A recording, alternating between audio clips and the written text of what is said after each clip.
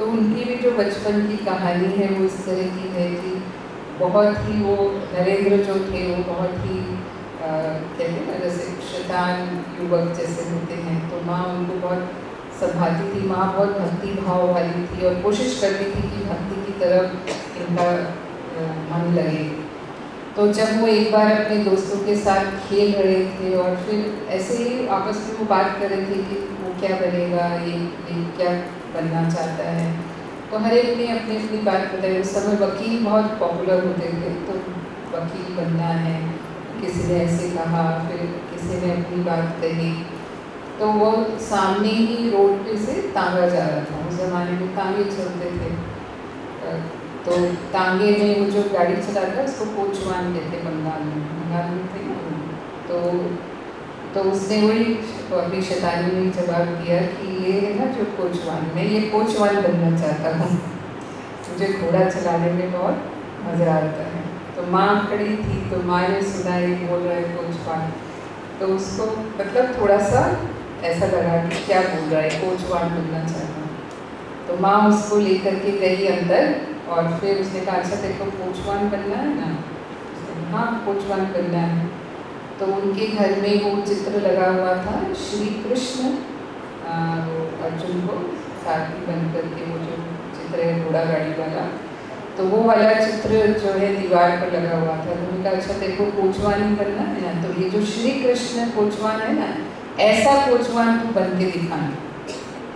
तो वो बात उनके दिल में बैठ गई और उनका जीवन फिर उसी तरह से बना और सचमुच उन्होंने समाज को एक दिशा दी।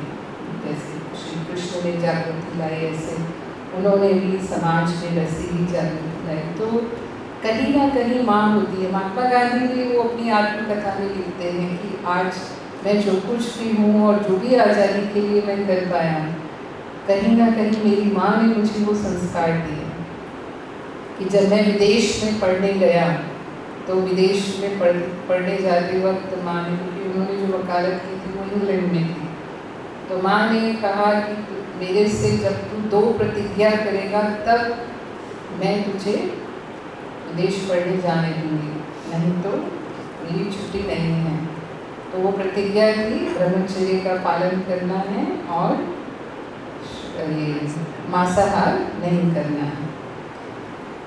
तो उन्होंने वो प्रतिज्ञा की और माना इस बात को कि कितनी बार ऐसे अवसर आए जब मैं मार्ग से भटक सकता था, लेकिन माँ से की गई प्रतिज्ञा ने मेरे चरित्र को श्रेष्ठ बनाए रखा और उस दृढ़ता ने मुझे मदद की आज़ादी की लड़ाई में। तो इस तरह से माताओं की भूमिका तो है ही, दोनों ही तरह से घर परिवार को सुखी बनाए रखने में, अपने बच्चों को श्रेष्ठ संस्कार देने में, और साथ साथ आज समाज में भी उनकी भूमिका तो कम नहीं है। और हम कहते हैं कि हम भारत को विकसित भारत बनाना चाहते हैं, या बाबा हमें कहते हैं जो स्वर्ग लाने, सतयुग लाने की बात या स्वर्णिम भारत लाने की बात। जैसे कल भी प्रधानमंत्री जी ने एक प्रोग्राम किया दिल्ली में, नारी शक्ति वंदन सम्मेलन, ये सम्मेलन उन्होंने किया और खास इस बात को लेकर के